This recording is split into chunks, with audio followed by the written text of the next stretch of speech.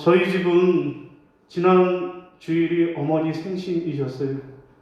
어머니 생신이 설 앞두고 며칠 전이어서 늘 그렇게 명절하고 가려서 잘 챙기지 못하시는데, 이번에 저하고 그리고 집사람하고 큰애만 셋만 데리고 어머니 댁에 방문해서 그렇게 인사를 하고 왔습니다.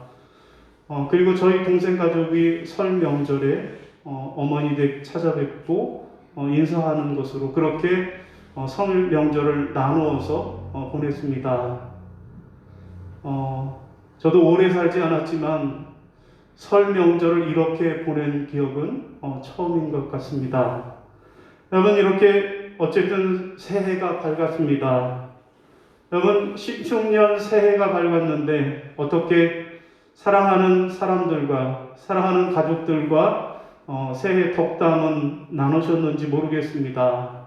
여러분, 예로부터 우리는 새해 설날을 맞이하면 사랑하는 사람들에게 덕담을 서로 주고받는 그런 풍습이 있습니다.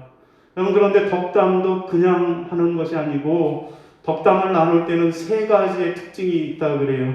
하나는 상대방을 존중하는 의미에서 어린 사람이라도 명령형으로 하지 않는다라는 것이 하나이고요. 두 번째로는 잔소리 같은 말을 하는 것이 아니라 상대방이 즐거워할 말, 상대방이 좋아할 말을 한다라는 것이고요. 세 번째로는 완료형으로 마무리를 한다라는 것입니다. 곧 상대방이 실제로도 그런 복을 받았으면 좋겠다, 이루어지기를 바라는 마음을 담아서 그렇게 덕담을 했다라는 것입니다. 예를 들면, 새해에는 오랜 병환에서 쾌차하셨다 하니 기뻐합니다 라고 그렇게 마치 병환에서 쾌차하신 것처럼 그렇게 덕담을 나누었다라는 것입니다. 여러분, 이 덕담이 연도별로도 인기 있는 덕담이 유행이 있었다라는 거예요. 그래서 1999년도에는 뜻대로 되라, 원하는 대로 뜻대로 바라는 대로 되라 라고 하는 것이 덕담이었고요. 그런가 하면 2000년에는 성공하세요, 승리하세요 라고 하는 것이 덕담이었고요. 2015년대에는 말없이 응원합니다, 당신을 말없이 응원할게요 라고 하는 것이 덕담이었고, 2019년에는 당신과 함께해서 행복했어요, 새해에도 함께해요 라고 하는 말이 덕담으로 유행을 했다라고 합니다. 그러면 2021년 신축년 새해, 올해의 덕담은 무슨 말이 덕담일까요? 여러분, 올해는 신축년 새해에는 행복한 일만 가득하소 라고 하는 것이 덕담이고요. 또 새해 복 많이 받으시고 올 한 해도 건강하소 라고 하는 것이 그것이 올해의 덕담이라고 합니다. 올해가 소해라서 건강하소, 행복하소 라고 하는 것이 올해 인기 있는 덕담이 되고 있다고 합니다. 바라기는 올 한 해 이 코로나 시대에 여러분들이 건강하시고 그래서 행복한 일들만 가득하시기를 주님의 이름으로 축원합니다. 그러면 오늘 우리가 읽은 본문 말씀은 무슨 말씀일까요? 오늘 본문 말씀은 하나님을 기쁘게 하소, 하나님을 기쁘게 하소 라고 하는 사도 바울의 덕담이 오늘 본문의 내용이라고 하겠습니다. 여러분, 신약 성경의 절반이 사도 바울의 편지라고 그래요. 여러분, 신약 성경의 대부분이 사도 바울의 편지인데, 여러분, 이 사도 바울의 편지를 우리가 바울 서신이라고 그러잖아요. 그런데 이 바울 서신은 크게 내용이 두 가지로 나누어지는데요. 바울 서신을 보면 먼저 첫 번째로는 구원의 교리에 대해서, 첫 번째로는 구원의 교리를 이야기합니다. 곧 어떻게 하면 우리가 구원을 받을 수 있는지, 우리가 어떻게 하면 구원을 받을 수 있는지에 대해서 설명을 하는 것이 그 하나고요. 다른 하나는 그러면 구원받은 하나님의 백성들이 어떻게 살아야 하는지, 구원받은 백성들의 삶에 대해서, 구원받은 백성들은 어떻게 살아야 하는지를 말씀하시는 것이 그 두 번째입니다. 그러면 오늘 본문은 그 두 번째에 해당하는 것으로 사도 바울이 너희가 하나님의 백성으로 구원을 받았느냐? 그러면 하나님의 기쁘시게 해드리는 생활을 하라. 하나님을 기쁘시게 해드리는 생활을 하라고 그렇게 덕담을 하는 내용이 오늘 본문의 내용입니다. 여러분, 우리가 이제 설 명절을 지나면서 새롭게 신앙의 다짐과 결단을 해야 할 것입니다. 곧 올 한 해는 사도 바울의 권면처럼, 덕담처럼 여러분 모두가 우리 하나님을 기쁘시게 해드리는 그런 한 해가 되시기를 바랍니다. 여러분, 그러면 우리가 하나님을 기쁘시게 해드리려면 어떻게 해야 할까요?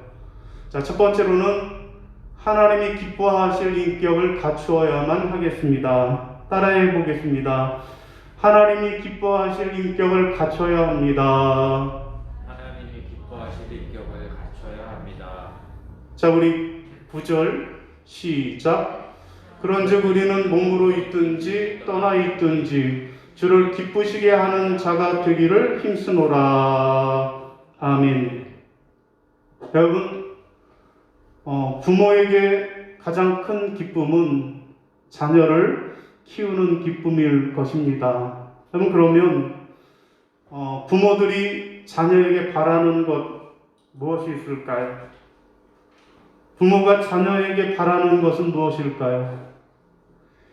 야, 요놈이 빨리 커서 돈 많이 벌어서 내 노후를 보장해줘야 할 텐데, 이런 생각을 할까요? 물론 그런 생각을 하는 사람도 있지만 그렇지 않습니다. 그러면 부모가 자녀에게 원하고 바라는 것은 무엇일까요? 여러분, 김동인의 소설 발가락이 닮았다라고 하는 소설이 있어요. 여러분, 그 중에 보면 주인공 M이라고 하는 사람이 나오는데, 이 주인공 M이라고 하는 사람은 젊은 시절을 아주 방탕한 생활을 했습니다. 그래서 얼마나 방탕한 생활을 했는지 몸에 이런 병 저런 병이 다 걸렸어요. 젊은 나이에. 그래서 그가 그렇게 고생을 하다가 32살이라고 하는 늦은 나이에 장가를 가게 되었습니다. 지금은 32살이 어린 나이지만 옛날에 32살은 아주 늦은 그런 나이였는데 노총각이 장가를 갔어요. 그런데 들려오는 소문이 부인을 닥달하고 부인에게 완력을 행사한다라고 하는 소문이 들려왔다라는 것입니다. 자, 그러던 어느 날 이제 이 M이라고 하는 사람이 이 소설에 나오는 작중 화자인 나에게 의사인 나에게 검사를 받으러 왔지만 그냥 검사를 받지 않고 돌아갔다라는 거예요. 무슨 얘기인가 하면 자기가 젊은 시절에 허랑방탕하게 살아서 그래서 자기 몸에 분명히 생식 능력이 없는데 그런데 자기 부인이 애를 임신했다라는 거예요. 그래서 고민하다가 과연 이 애가 누구 애냐고 내가 생식 능력이 없는데 어떻게 우리 아내가 임신을 할 수 있느냐라고 생식 능력을 검사하기 위해서 왔다라는 거예요. 그러나 만약에 거짓말로 판명이 되면 부인에게 자기의 그러한 병을 알리지 않고 결혼했기에 자기에게도 책임이 있기에 그래서 이러지도 못하고 저러지도 못하는 그러한 대략 난감한 상황에 맞닥뜨리게 됐다라는 거예요. 그래서 돌아갔다라는 거예요. 그런데 얼마 후에 아들을 낳았는데 아들을 낳고 제일 먼저 뭘 했을까요? 얼굴을 뜯어봤는데 눈, 코, 입 한 군데도 자기를 닮은 데가 없더라는 거예요. 그래서 이 사람이 끝까지 살피다가 발가락에 이르렀는데 자기가 중지발가락이 삐죽 튀어나와서 그렇게 독특한 발가락을 갖고 있는데 이 아이도 발가락이 기다란 중지발가락이 기다란 그러한 모양을 하고 있더라는 거예요. 그래서 발가락이 닮았다라고 이 아이가 내 발가락을 닮았다라고 그렇게 기뻐했다라는 그런 내용입니다. 여러분 그렇습니다. 사람들은 본능적으로 자식이 자기 닮기를 원합니다. 자식은 부모 닮는 거 별로 안 좋아하지만 부모는 자기 자식이 자기를 닮은 것 좋아합니다. 그러면 우리 아버지 되신 하나님은 어떠실까요? 하나님은 하나님의 자녀인 우리가 당신을 닮기를 원하십니다. 여러분 창세기 1장 27절과 31절이에요. 시작.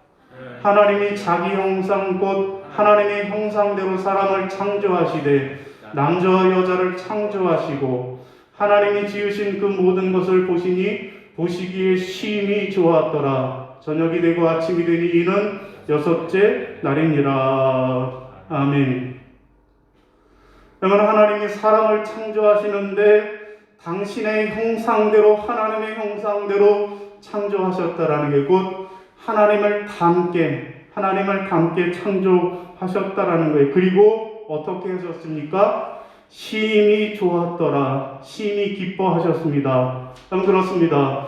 우리 하나님은 우리가 아버지 되신 하나님을 닮고 그렇게 닮은 모습으로 살아가기를 기뻐하신다라는 것입니다. 그러면 우리가 어떻게 하면 하나님 아버지를 닮을 수 있을까요? 그러면 하나님의 외모를 닮는다라는 걸까요? 하나님의 얼굴을 닮는다라는 걸까요? 그런 의미는 아니죠. 그러면 여기서 하나님을 닮는다라는 건 뭘까요? 하나님의 성품, 하나님의 인격을 담는 것을 원하신다라는 것입니다. 그러면 하나님의 인격이 뭐예요? 하나님의 성품이 무엇일까요? 하나님은 우리가 당신의 인격, 당신의 성품을 담기를 원하시는데 그럼 과연 하나님의 인격, 하나님의 성품은 무엇일까요? 여러분 성경은 그것을 성령의 9가지 열매라고 말씀합니다. 갈라디아서 5장 22절 23절 시작. 오직 성령의 열매는 사랑과 희락과 화평과 오래 참음과 자비와 양선과 충성과 온유와 절제니 이 같은 것을 금지할 법이 없느니라. 아멘. 여러분 그렇습니다. 하나님 아버지는 우리가 하나님을 닮기를 원하십니다. 하나님을 닮은 자로 신앙의 인격 곧 성령의 열매를 그렇게 맺어 하나님을 기쁘시게 하는 그런 자들이 되기를 원하신다라는 사실을 분명히 기억하고 올 한 해 여러분들의 신앙 인격이 하나님의 성품을 닮아서 그래서 하나님을 기쁘시게 하는 여러분들이 되실 수 있기를 바랍니다. 여러분 최근 SNS에 배우 박보영 집 층간소음이라고 하는 제목의 글이 확산이 되고 있다라고 합니다. 여러분 요즘 코로나 때문에 집안에 콕 박혀 지내는 일들이 많은데 그래서 층간소음이 더 문제가 되고 있다라는 거예요. 그런데 일부 연예인들이 집에서 자기 아이들과 놀아준다고 콩콩거리고 또 트램벌린을 타고 해서 연예인이면 다 하냐라고 하는 비난을 받고 있는 그런 상황입니다. 그런데 방 안에서 저렇게 SNS를 통해서 팬들하고 소통을 하고 있던 박보영이 갑자기 윗집에서 쿵쿵거리는 소리가 들려오자 쿵쿵거리는 소리가 뭐냐고요? 윗집 아가들이 열심히 뛰는 소리입니다. 한창 뛸 때예요 라고 반응을 했다는 것입니다. 자 그리고 뒤이어 뛰는 아이를 혼내는 엄마의 목소리와 아이의 울음소리가 같이 들려왔다라는 것입니다. 그러자 박보영이 하는 말이 이 소리까지는 여러분에게 안 들리기를 바랍니다.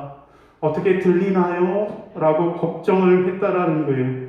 그리고 윗집 소음이 잠시 귀를 기울이던 박보영이 하는 말이 어떻게 아기가 운다라고 염려를 하더라는 것입니다. 여러분, 이런 영상을 본 누리꾼들은 야 진짜 천사가 아니냐, 보살이 따로 없다라고 그렇게 반응을 보였다라는 것입니다.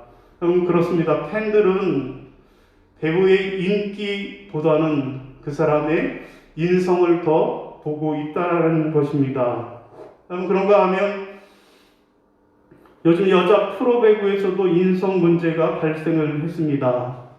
한 여자 배구단에서 선배와 후배 사이에 갈등이 있어서 그래서 후배 선수가 자기 SNS에다가 글을 올렸는데 나이가 많다고 갑질을 한다. 내가 다 폭로해 버릴 거야. 라고 글을 올렸다라는 거예요. 그런데 이 글을 본 팬들 중에서 야 정작 네가 학창 시절에 학교 폭력의 가해자인 걸 잊었느냐? 라고 하면서 폭력 그 사실을 글에 올렸다라는 거예요. 그러자 해당 선수는 인정하고 사과의 글을 올렸다라는 것입니다. 그런데 여기에서 끝나지 않고 많은 사람들이 청와대 국민청원에다가 해당 선수를 영구 퇴출하라 라고 하는 것이 20만 명이 넘어가고 있다라는 것입니다. 그렇습니다. 요즘 팬들은 인기를 원하지 않고 실력을 원하지 않고 그보다 먼저 사람이 되기를, 인격을 갖추기를, 인성이 있는 사람을 더 좋아하고 있다라는 것입니다. 사랑하는 여러분, 올 한 해 우리가 하나님을 기쁘시게 해드리는 삶을 살려면 어떻게 해야 할까요? 오늘 우리도 하나님이 기뻐하시는 신앙, 인격, 하나님의 성품, 그래서 성령의 열매를 맺어 우리 하나님을 기쁘시게 해드리는 그런 한 해들이 다 되시기를 주님의 이름으로 축원합니다. 자, 두 번째, 그러면 또 우리가 구원받은 백성으로 하나님을 기쁘시게 해드리려면 어떻게 해야 할까요? 둘째로는 하나님이 기뻐하실 일을 해야만 하겠습니다. 따라하겠습니다. 하나님이 기뻐하실 일을 해야 합니다. 하나님이 기뻐하실 일을 해야 합니다. 자, 우리 골로새서 1장 10절입니다. 시작.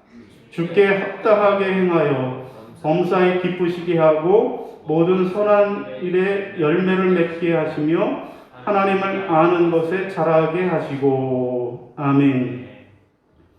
여러분, 여기 합당하게 행한다라고 하는 말은 하나님에게 기쁘신 일을 해드린다라는 뜻입니다. 여러분, 그러면 부모는 자식이 어떤 일을 할 때 기뻐할까요? 부모가 자식이 어떤 일을 할 때 기뻐할까요? 나가서 돈 많이 벌어오는 거 기뻐할까요? 물론 그렇기도 하지만 자식이 신앙의 인격을 갖추고 그 위에 자기가 해야 될 일을 열심히 하면 기뻐합니다. 학생은 공부하는 일에, 또한 직장 생활하는 사람은 직장 생활에 자기가 맡은 일에 열심을 다할 때 그것을 보고 기뻐하는 것입니다. 여러분, 하나님 아버지도 마찬가지입니다. 하나님 아버지도 우리들이 하나님의 자녀로서 하나님이 기뻐하실 일을 할 때 그때 하나님은 기뻐하십니다. 자, 그러면 하나님이 기뻐하시는 일이 무엇일까요? 여러분, 무엇이 하나님이 기뻐하시는 일일까요? 많이 있겠지만 두 가지만 생각해 보겠습니다. 하나님이 기뻐하시는 일은 첫째로는 뭐요? 예배입니다. 하나님은 우리가 하나님 앞에 예배하는 것을 기뻐하시는 분이시고요. 둘째는 뭐요? 전도하는 일을 기뻐하십니다. 여러분, 이사야 43장 21절에 보면 이 백성은 내가 나를 위하여 지었나니 나를 찬송하게 하려 함이로다. 아멘. 그럼 그렇습니다. 하나님이 우리를 창조하신 목적, 우리를 지으신 목적이 바로 찬송을 받으시려고 곧 예배를 받으시기 위함이라는 것입니다. 그러므로 우리는 마땅히 하나님 앞에 예배하는 일을 해야만 합니다. 여러분, 그런데 예배가 무엇입니까? 여러분, 이렇게 예배당에 모여서 예배 순서에 따라 하나님 앞에 경배하는 일, 이것만 예배일까요? 그러면 온라인 예배는 예배가 아닐까요? 온라인 예배도 예배입니다. 여러분, 그러므로 한마디로 예배란 하나님을 즐기는 것입니다. 따라하겠습니다. 예배란 하나님을 즐기는 것입니다. 예배는 하나님을 즐기는 것입니다. 여러분, 로마서 12장 1절에 그러므로 형제들아 내가 하나님의 모든 자비하심으로 너희를 권하오니 너희 몸을 하나님이 기뻐하시는 거룩한 산 제사로 드리라. 이는 너희의 드릴 영적 예배니라. 아멘. 여러분, 예배는 우리의 몸을 통해서 곧 우리의 모든 삶을 통해서 하나님을 즐기는 것, 이것이 예배라는 것입니다. 여러분, 예를 들면 내가 아침에 운전을 하면서 출근을 해요. 그러나 주변에 길이 꽉꽉 막혔어도 내가 하나님 앞에 기쁨으로 하나님 오늘도 희망찬 하루를 주시니 감사합니다라고 찬송을 부른다라고 하면 그것이 예배입니다. 또한 내가 집에서 산더미 같은 설거지를 하면서도 콧노래를 부르면서 날 구원해 주신 하나님의 은혜에 감사하면서 찬양을 부르면 그것이 또 예배라는 것입니다. 여러분, 하나님을 즐기는 것이 예배입니다. 여러분, 그러면 문제는 우리가 이렇게 코로나19라고 하는 상황에서 어떻게 하나님 앞에 예배할 수 있을까요? 여러분, 코로나19 상황에서 우리가 어떻게 하나님 앞에 예배해야 할까요? 여러분, 먼저는 내가 할 수 있는 상황이라면, 내가 건강하고 내가 할 수 있는 상황이라면 대면 예배에 적극적으로 참여해야 할 것입니다. 여러분, 어제 정부 지침에 따르면 이제 방역 조치가 2.5단계에서 2단계로 조정이 되었습니다. 그러면 교회 예배는 어떻게 됩니까? 좌석수의 20%까지, 여러분 지금까지는 좌석수의 10%까지 2.5단계에서는 허용이 됐어요. 그래서 10명 이하로 모여야 했기에 그렇게 우리가 이 수칙을 지키면서 예배를 드릴 수밖에 없었습니다. 그러면 20%로 상향이 조정이 되면 우리가 유아실까지 이렇게 하면 예배 인원이 20명까지도 예배를 드릴 수 있는 그런 상황이 되었습니다. 여러분, 그러므로 내가 할 수만 있다라고 하면 내가 하나님 앞에 나와서 하나님 앞에 대면하여 드리는 예배를 드려야 할 것입니다. 왜요? 그럼 우리가 야구 경기를 봐도 현장에 가서 드려야 그래야 더 큰 감동이 있는 것처럼 우리도 영상으로도 얼마든지 영상 예배를 드릴 수 있지만 그것도 예배이지만 그러나 가장 최선의 예배는 우리가 하나님의 성전에 나와 신령과 진정으로 하나님과 대면하고 또한 성도들과 대면하여 드리는 예배인 줄로 믿습니다. 할 수만 있으면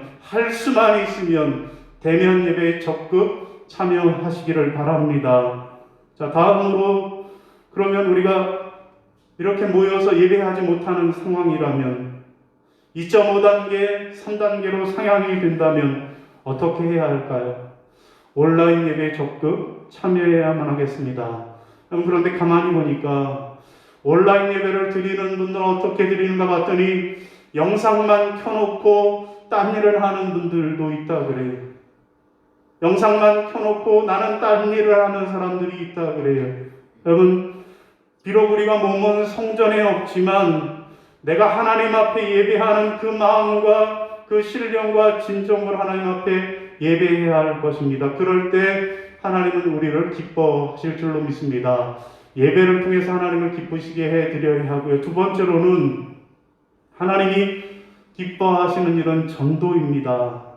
여러분, 복음을 전하는 일이 하나님이 가장 기뻐하시고 제일 즐거워하시는 일이십니다. 여러분, 그러므로 우리는 땅 끝까지 가서 주의 복음을 전하라, 내 이웃을 구원하라고 하는 이 말씀은 하나님이 가장 기뻐하시는 일을 우리에게 초대하시는 것입니다. 그러므로 우리는 전도를 통하여서 하나님께 영광을 돌리고 전도를 통하여서 하나님의 일에 동참하게 되는 것입니다. 여러분, 그러므로 우리는 복음을 전하는 일에, 전도하는 일에 힘써야 할 것입니다. 여러분, 그런데 문제는 코로나 상황에서 우리가 어떻게 전도할 수 있나요? 여러분, 코로나 상황에서 우리가 노방에 나가서 예수 믿고 천국 가세요라고 전도하면 저 사람 미쳤나? 저 사람 신천지인가? 라고 하는 반응으로 돌아옵니다. 그러면 어떻게 전도해야 할까요? 여러분, 전도도 비대면 전도를 해야 할 것입니다. 곧 영상이나 SNS를 통해서 복음을 전할 수 있을 것입니다.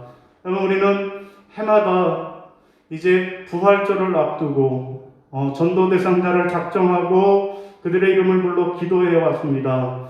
여러분, 비록 코로나 때문에 우리가 직접 그들을 찾아가고 그들에게 직접 전도를 하지 못할지라도 우리가 기도하는 마음으로 그들의 이름을 불러 기도하고, 또 그래서 주일 예배라든지 설교 영상을 카톡으로 그렇게 전달해 주는 것도 전도의 방법일 것이라고 생각합니다. 그런가 하면 우리와 함께 믿음 생활을 하다가 잠깐 쉬고 있는 그런 분들이 있습니다. 그런 분들도 관심을 갖고 그들을 위해 기도하고 때때로 안부의 문자도 주고받는 것, 이것도 좋은 전도의 방법이 될 수 있을 것입니다. 사랑하는 성도 여러분, 올 한 해 우리가 하나님을 기뻐해 드리는 삶을 살기를 원하십니까? 그렇다면 하나님이 기뻐하시는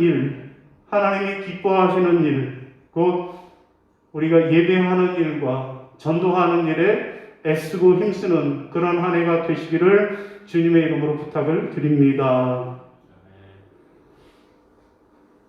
여러분, 오늘 결단 찬송으로 부를 나 주님의 기쁨 되기 원하네 라고 하는 그런 복음 성가입니다. 여러분, 가사를 보면 나 주님의 기쁨 되기 원하네, 내 마음을 새롭게 하소서, 새 부대가 되게 하사 주님의 빛 비추게 하소서, 내가 원하는 한 가지 주님의 기쁨이 드는 것이라는 노래입니다. 여러분, 이 노래를 살펴보면 내가 주님의 기쁨이 되려면, 내가 하나님의 기쁨이 되려면 어떻게 해야 한다라고 말씀합니까? 여러분, 첫째로는 내 마음을 새롭게 하고, 그래서 하나님이 기뻐하시는 신앙 인격을 소유해야 한다라고 말씀하고 있습니다. 또 하나님을 기쁘시게 해드리려면 주님의 빛을 비춰야 하는데, 곧 하나님이 기뻐하시는 일, 예배하고 전도하는 일에 힘써야 한다라고 말씀하고 있습니다. 사랑하는 성도 여러분, 올 한 해가 여러분 모두가 우리 하나님 아버지를 기쁘시게 해드리는 그런 한 해가 되시는 그런 여러분들이 되시기를 바랍니다. 첫째로는 하나님이 기뻐하시는 신앙 인격을 소유해서 그래서 성령의 열매를 충만하게 맺으시고, 또한 하나님이 기뻐하시는 일을 행하심으로, 곧 예배하고 전도하는 일에 힘쓰심으로, 그래서 우리 하나님 아버지를 기쁘시게 해드리는 그런 축복된 한 해로 살아가시기를 주님의 이름으로 축원합니다. 예, 우리 이어서 교회 소식을 나누도록 하겠습니다.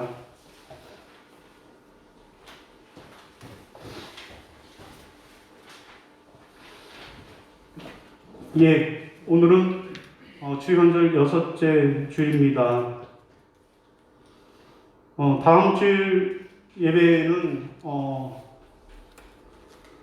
원래 주보에는 2.5단계가 계속 유지될 것으로 생각을 해서 1부, 2부로 10시와 11시로 나눠서 예배를 드리려고 했는데, 어제 발표에 따라서 2단계로 조정됨에 따라서 20%까지 20명까지 예배를 드릴 수 있는 상황이 되었기에 다음 주일부터 적극적으로 주일 예배, 대면 예배에 참여하시기를 바랍니다. 오늘 예배에 나오지 못한 재직들, 홍성원 집사 보고 있나요? 홍성원 집사님 나오시고, 우리 송명호 집사님, 우리 송정구 권사님, 또 최형정, 우리 강복선 집사님 비롯해서 청년들도 그렇게 이제 20% 법적으로 20명까지는 드릴 수 있는 상황이 조성이 되었기에 그렇게 현장 예배, 대면 예배 함께 해 주시기를 부탁을 드리겠습니다. 이제 다음 주 수요일부터 사순절이 시작이 됩니다. 자, 그래서 사순절 40일 기간 동안에 2월 17일부터 4월 2일 부활절 전까지 우리가 사순절 저녁 기도회로 새벽에 요즘에 많이 못 모이시기에 우리가 저녁 기도회로 그렇게 월요일부터 금요일까지 8시에 저녁 기도회로 묵상을 하려고 합니다. 올해는 하정환 목사님이 쓴 묵상집인 40일 그 사순절 묵상집을 가지고 그것을 교재로 해서 함께 저녁 시간에 묵상을 하도록 하겠습니다. 8시에 현장에서 현장 기도회로 그렇게 드리고요. 그리고 동시에 밴드를 통해서 온라인으로도 이중으로 그렇게 예배를 드리도록 하겠습니다. 가능한 분들은 교회에 나오셔서 함께 예배를 드리시고요. 부득불 못 나오신 분들은 영상을 통해서 밴드를 통해서도 적극적으로 참여해 주시기를 부탁을 드립니다. 예, 우리 다 함께 자리에서 일어나셔서 결단 찬송 나 주님의 기쁨 되기 원하네 부르시고 축도함으로 예배를 마치겠습니다.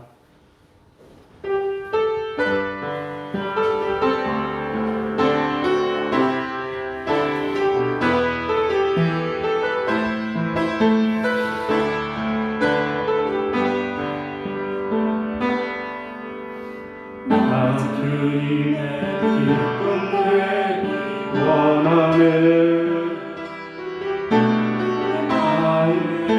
새롭게 하소서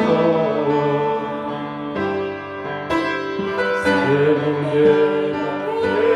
하여 주사 주님을 이끌게 하소서 내가 원하는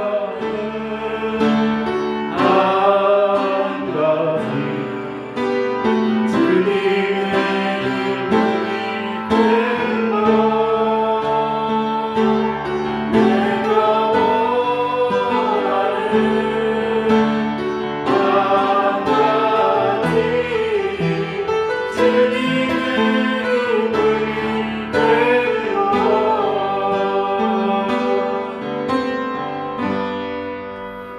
이제는 우리 주 예수 그리스도의 은혜와 아버지 하나님의 지극하신 사랑하심과 성령님의 감화 감동 역사하심이 이제 올 한 해 하나님을 기쁘시게 해드리는 삶을 살겠노라고 먼저 하나님이 기뻐하시는 신앙인격 하나님의 성품을 닮아 성령 충만한 열매를 맺고 또한 하나님이 기뻐하시는 일, 예배하는 일과 전도하는 일에 최선을 다함으로 우리 하나님을 기쁘시게 해드리는 그런 삶을 살아가겠노라고 다짐하고 결단하는 모든 성도들 머리 위에 또한 영상으로 이 예배를 참여하는 모든 성도들 머리 위에 이제부터 영원까지 함께 하옵시기를 간절히 축원하옵나이다.